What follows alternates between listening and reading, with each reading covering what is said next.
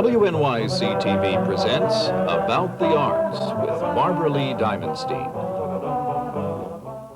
Welcome to About the Arts. I'm Barbara Lee Diamondstein. There's a Renaissance, all-purpose TV newsman. It is certainly Ed Newman. He can go from a political convention to covering an opening of Shakespeare in the Park to an astronaut shot at Cape Kennedy, and all with expertness and wit. He's here today to talk about anything we choose because he is one of the few journalists who can do just that. A warm welcome to you. Thank you. How do you happen to be such a versatile fellow? And of all the things that you do, hard news, high culture, low politics, foreign affairs, what do you most like and where do you fit best? Well, the answer to the first question is how I happen to be so versatile, if it is true that I am. The reason is that I was given the opportunity to be. There are many people in our business, and I'm often surprised by this, who want to become specialists and do the same thing over and over and over again. I've never wanted to do that. And if you are prepared to do a variety of things, at least I found this to be the case, there are no obstacles in your way. So I was permitted to do many things by NBC. What do I like to do best? Well, this is slightly ghoulish, I suppose, but what I like to do best is deal with an emergency. I think that's what leads us into the news business in the first place. You go into news because you like excitement, because you want to be in the front row. And the time when you learn how good you are at your job, or perhaps you learn that you're not very good at it, the time is that moment when you're pretty much alone and you have to deal with circumstances that arise that can't be predicted or can't be controlled. And it really isn't very difficult to, in a way, it isn't difficult to go in and do, let's say, a daily news broadcast. There's some difficulty in maintaining your interest in it. There's some skill that goes into it, but it isn't a particular challenge. It's when something goes wrong. Usually these things are unfortunate. The president is shot, for example, or something of that sort. That's when you're tested. And that's when this business is most interesting, which I suspect is one reason that there's so much bad news about. You've certainly been in the front row in the best of times and the worst of times. You've just made reference to one of them. What are some of the most striking stories that you've covered? Well, it's a curious thing. It seems to me that the stories you remember are the stories that were important to you, and that isn't determined so much by the story itself as by your own circumstances. In other words, it's the stories that give you the opportunity. I remember a story of no great consequence, certainly, but it happened to be very important to me. That was the death of King George VI. And I was in the London bureau of NBC at the time. Actually, when he died, I was in what was then French Morocco, which was not a sensible place to be if you were a member of the London bureau. And wasn't his daughter in Africa at the time? She was in Kenya, yes. But that story gave me an opportunity to do some ad-libbing, which, as I recall, I hadn't done before, and somebody at NBC said, oh, he can ad-lib. Well, that was very important to me. But as stories go, although it seemed important to us at the time, it wasn't. It was very little genuine significance in the world. If you're facing a story, let us say, like the death of a president, I remember announcing the death of President Kennedy, and on radio, and you have a slightly unreal, you have I should say, an impression of some unreality when you're doing that. You're finding it hard to believe, even though you've been in the news business for many years, and second, you're finding it hard to believe that you're the one who's handling it. But you have to put those thoughts out of your mind. I remember, for example, when it became known that Agnew would resign as vice president. We were broadcasting the World Series. I was told, go down to the studio and announce that, take this story and deal with it. And I ran down to an announce booth we had. Although this was television, I would not be seen. I was going to be doing a voiceover. They would put a bulletin slide up on the screen. And the engineers in charge were trying to figure out how to fit me in. And I said, look, when the ball hits the catcher's mitt, cut to me, and I'll take 15 or 20 seconds over this, and by the time I've finished with it, the pitcher will be ready to throw the next ball. And that's how we did that. Well, it's exciting. It's, as I say, it's slightly ghoulish. Your excitement comes from deaths and resignations and forced resignations and the like. What was the most important story you ever covered? I don't know what the most important story I ever covered was. I suppose in a way it might have been the armistice in Vietnam. Although by the time that happened, everybody knew it was going to happen. So it was a predictable story by that time. In a way, if one thinks of most difficult stories, one that I remember very well was the train that was carrying the body of Robert Kennedy from New York to Washington. And I was doing it from a studio at NBC, and we were told that the train would take 4 hours to get from New York to Washington. It took 8 hours. And you suddenly find yourself with 8 hours instead of 4 hours. Now, what do you do? Well, one thing you do is get help. The people in charge obviously try to get help. Nobody's going to hang on alone for 8 hours, especially when all you have is shots of a train going along. Were you on camera for... Well, I was on camera. They'd cut to me in the studio from time to time, but what they were trying to show was the progress of the train and the stations along the way where people had gathered and high school bands had gathered, that kind of thing, play funeral marches. But instead of having 4 hours, as I say, you suddenly find yourself with 8 hours, and that's the kind of Were any of the space difficulty you shots have to that deal long? with.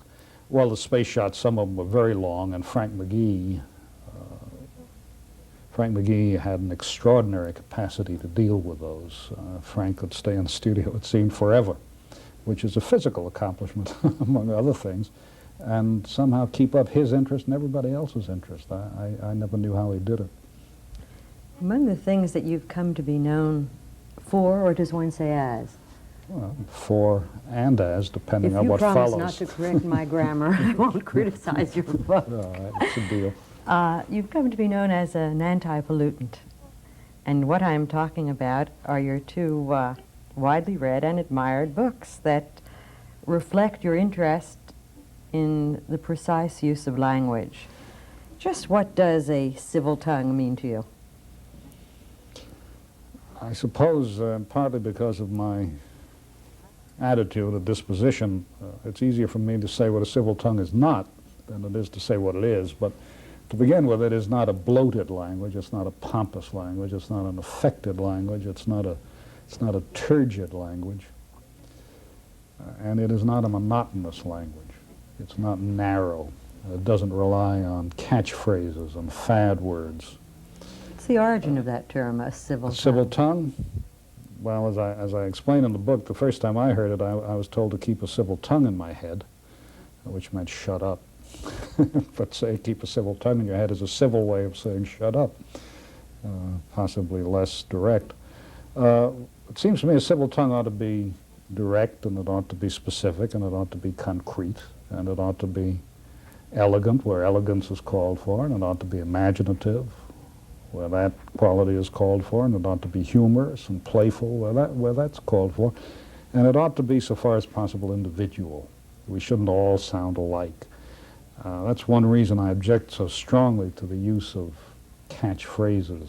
Well, there's certainly enough of them in this country. There is Yes. some, in fact, unlimited imagination that Americans seem to have, particularly, I guess, adding I's and Y's. Yes. We conceptualize and finalize a great deal. Are Well- those among your favorites? Well, I dislike ising, although obviously there are legitimate uses for it, but last season a football announcer, I think it was a Kansas-Missouri game, described a player as having suffered self-tackleization. And this kind of thing's everywhere. Does that mean he tripped on the way out? I don't know whether of it the meant locker room?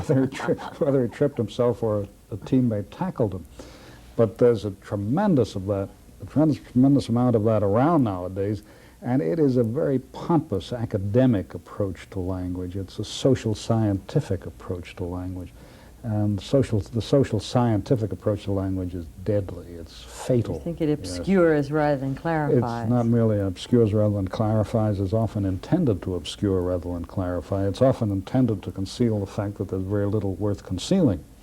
The smaller the idea, the more grandiose the language in which it is clothed. The smaller the object being packed, the larger the amount of packing material, or as we now say, packaging material, I don't know why, that surrounds it.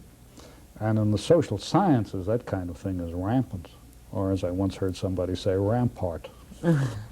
There seems to be a fashion in words and phrases. What is this year's favorite?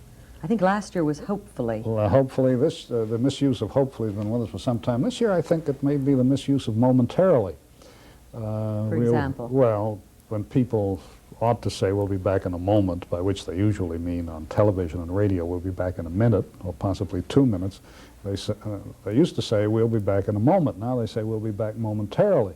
But momentarily does not mean in a moment. Momentarily means for a moment, or it means at any moment. And that isn't the context in which it is being used. Now somebody told me that she was aboard, or he was aboard an airplane not long ago, and the pilot said we will be airborne momentarily, which, if you take it literally, is a frightening thing to hear. Terrifying. Is language in a decline? Well, I think it is. That's the premise of my books. The subtitle of the first book is Will America Be the Death of English? Now, I'm not arguing that English will die. Nobody can say that it will die, and it won't die so long as it goes on being used. But it seems to me that what is happening to it is that so much of the vigor is being drained from it, so much of the variety and color are being drained from it, and it is being made a boneless language, a gassy language, especially by the kind of language one hears in government and in the academic world. And in that sense, I think that language is in decline, yes. Now, I think, if I may continue, there's another aspect in which it is in decline, and that is that there has come to be, unfortunately, widely held a view that language doesn't matter very much, and that correct, precise language doesn't matter very much. This, unfortunately, has taken hold in among many teachers, among many educators, particularly among educational theorists. And what substitutes for the use of clear and good language? To begin with, there's a belief that if your heart is in the right place, that's what matters. Does count for something. And that you, but not enough, not enough, and that you have to get children, as they would say in the jargon of the time, creatively involved, and that you need so-called innovative education, that kind of nonsense. And speaking bluntly, and it is accompanied. Now that's a very comfortable belief for many people in the field of education who themselves have not mastered English. And in the second place, there came to be what was thought to be a sophisticated belief that there are other ways of expression, or other methods of expressing oneself that are as effective, as efficacious. Body language, music, length of hair, the kind of clothes you wear, demonstrations, open sexuality, obscenity, and so on. The people were persuaded that these were in some way substitutes for language. Well, if they are, they're only partial substitutes, and that part is a small one. The expression of ideas, the communication of ideas, the exchange of ideas, that rests primarily on language. It must. In what part of the country do you find language most debased? I couldn't put it down to a region. I've been asked this before, and I couldn't say that it's worse in one region than it is in another. I could say that it is, I can put my finger, I believe, on the fields in which it is. What are they? I guess well, it as started with I've said, government. government and social sciences debase it in a particular way because of the pomposity. Let me give you an example. Here. This is from a credit corporation. A couple of people have sent me this. It's from a credit corporation sent to its customers.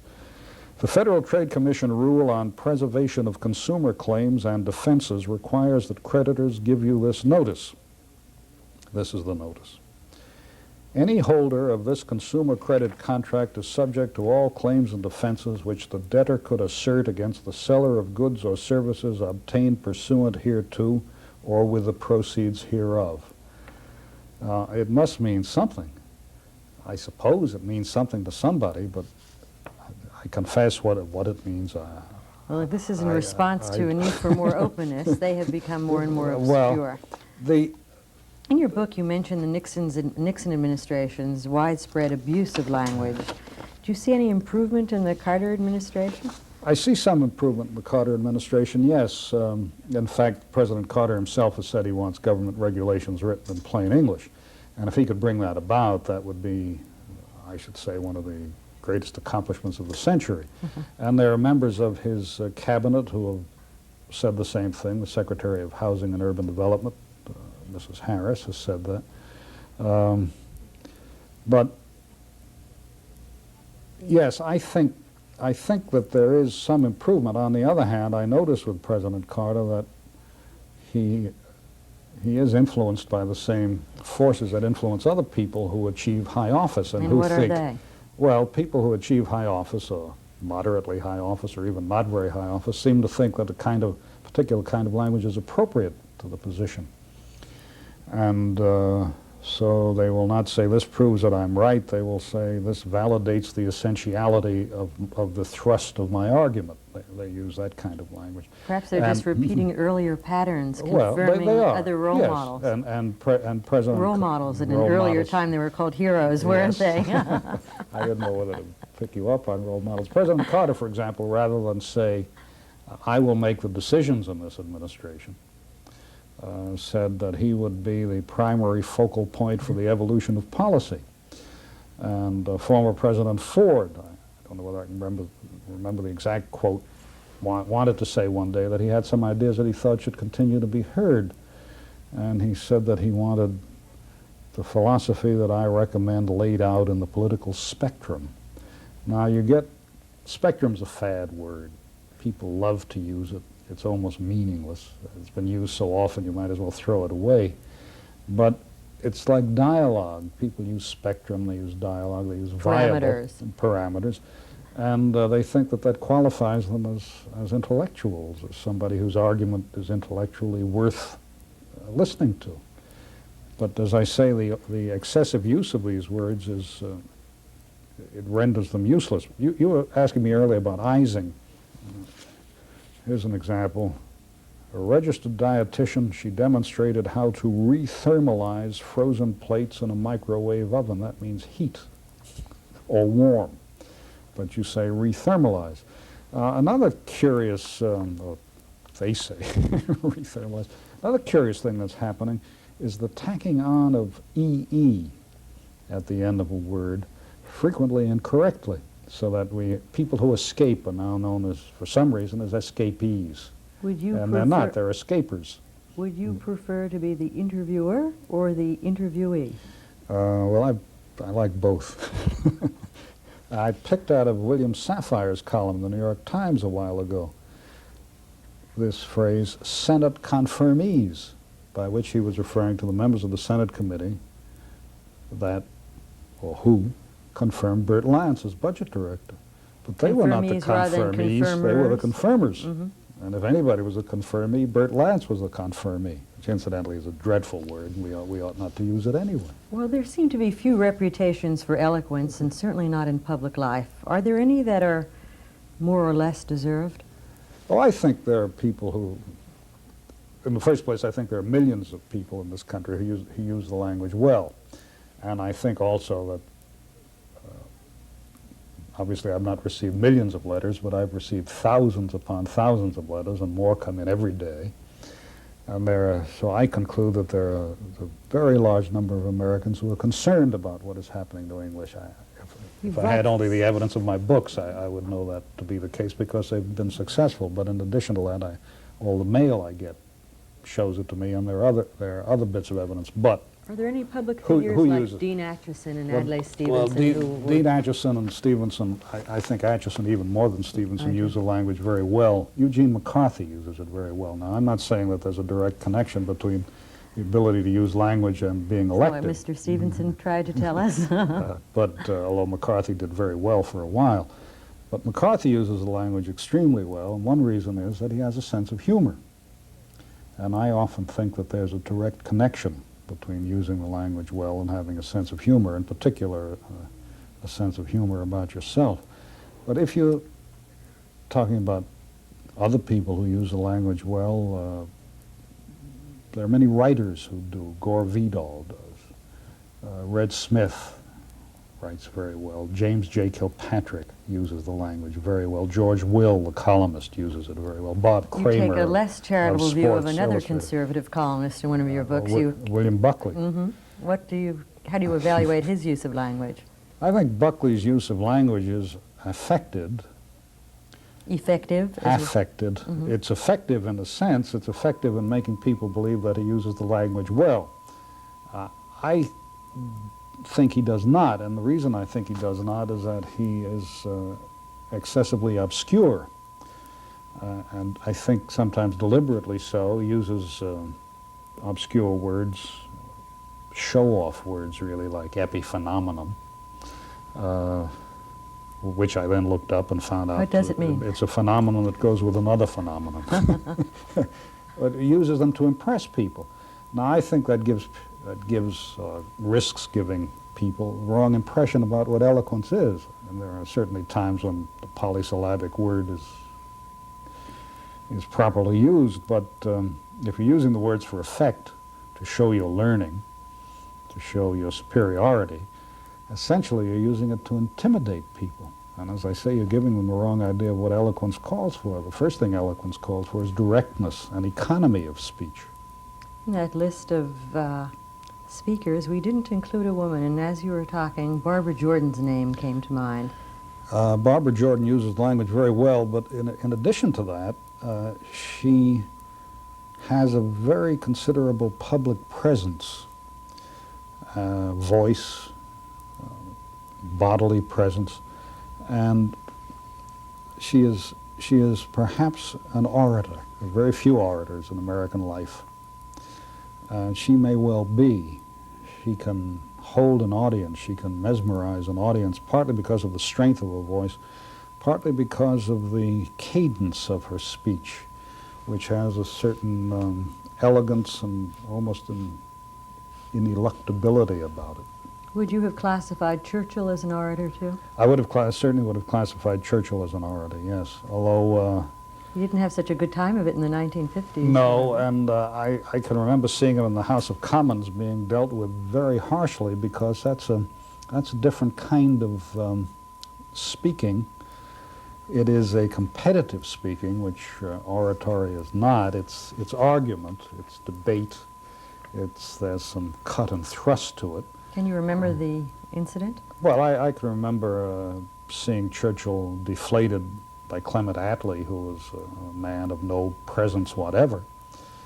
Oh, I can remember Aaron Bevan, who was also a great orator, in spite, by the way, or maybe because of stuttering and stammering, which added some drama to his delivery. I can remember Bevan saying to Churchill, when the Tories, the Conservatives are finished with you, they'll toss you aside as though you were a soiled glove. And when you're looking at a man directly across the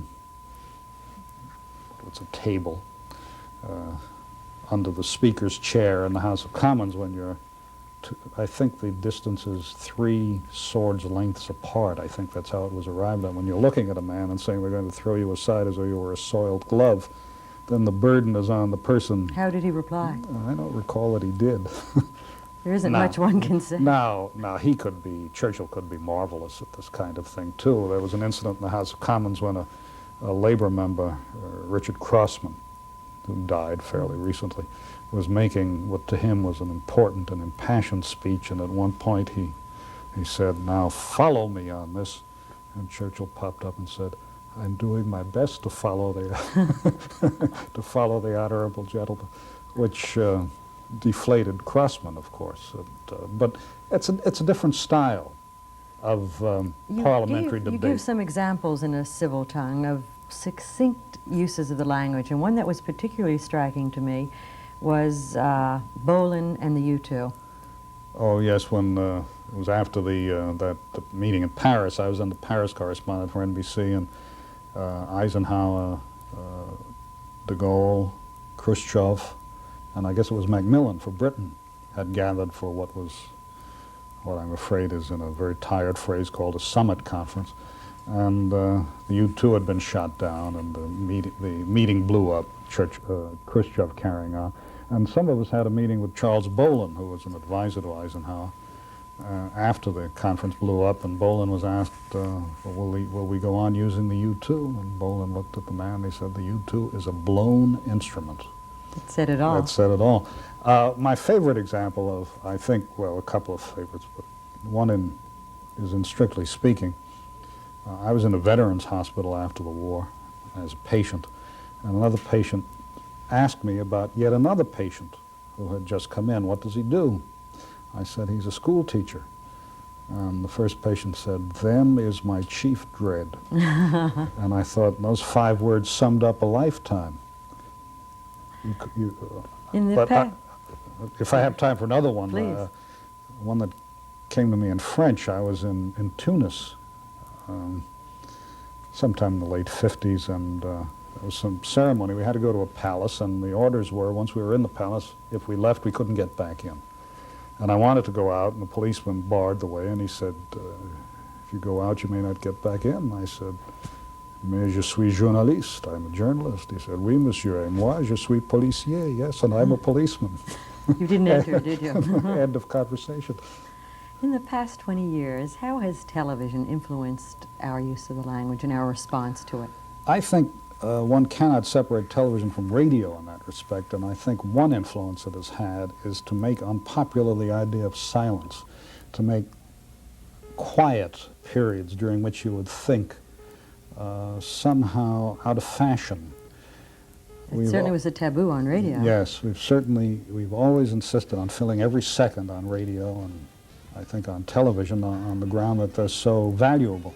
And nobody wants to be thought not to know what to say next, so the speech pours out. I think this is an unfortunate influence. I'm obliged to say that, even though that's the field in which I make my living. In the future, will we see more of your creative energy spent in writing or in television? It's kind of you to ask. I think in television. Well, I do know that we have only 30 seconds that I will say very quickly. Thank you, Ed Newman, not only for joining us, but speaking so bluntly and so freely. It's very good of you to have come here. Thank you for having me, Barbara Lee. And thank you, audience, for being with us, too.